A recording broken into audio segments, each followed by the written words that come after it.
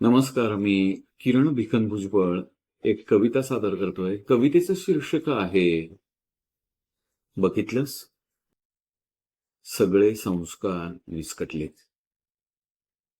बघितलंस, सगळे संस्कार विस्कटले. या विस्कटलेल्या भांगासारखे. भांग आठवतं? शाळेत जाताना भांग करून द्यायचीस. चापून चोपून तेल लावून केसांवर केस बसवीत, नीट वळण लावून.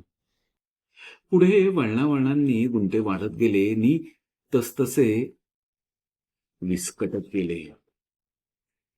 तू घालून दिलेल्या संस्कारासारखे. एक फूलपणा जाणवत गेला त्यात, पोकळ रित्या भिंतीसारखा. भिंत भिंत आपल्या भिंत ही येतेच भीतीसारखी.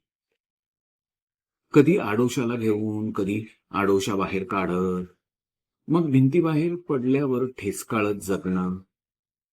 पुढचा सावध न करणारा म्हणून मग मागचाही बेसावध. तू तू तू सावरलेले केस आता विरळ झाले. गच्च सावलीत असलेलं डोकं बऱ्यापैकी उघडं पडलंय. उघडं पडले. भांगा भांगात रस्ते दिसू लागले. रस्ते कुठे पोहोचू न शकलेले, पोहोचवू न शकलेले. चढ उताराचे, काही सरळ केसांसारखे, एकाला दुसऱ्याची सावलीही न मिळू देणारे. एकाला दुसऱ्याची सावलीही न मिळू देणारे. आपल्या आपल्या आपल्या संस्कारांच्या गोळ्यांना असं वाळवंट होत बघताना सांग, सांग तू काय करतेस? वळण लावतेस अजूनही, विस्कटू देत नाही. तुला केसांना वळण देत असताना बघणे छानच वाटायचंय. तुला केसांना वळण देत असताना बघणे छानच वाटायचंय.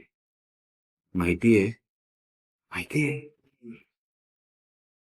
माहितीये. कधीतरी तुझ्या घामाने ओलावलेला हात या रुक्ष पोलुटेड डोक्यावरून फिरतो ना, तेव्हा पावसाच्या लढीत भिजून गेल्याचा भास होतो. माहितीये, कधीतरी तुझ्या घामाने ओलावलेला हात या रुक्ष पोलुटेड डोक्यावरून फिरतो ना, तेव्हा पावसाच्या लढीत भिजून गेल्याचा भास होतो. माहितीये,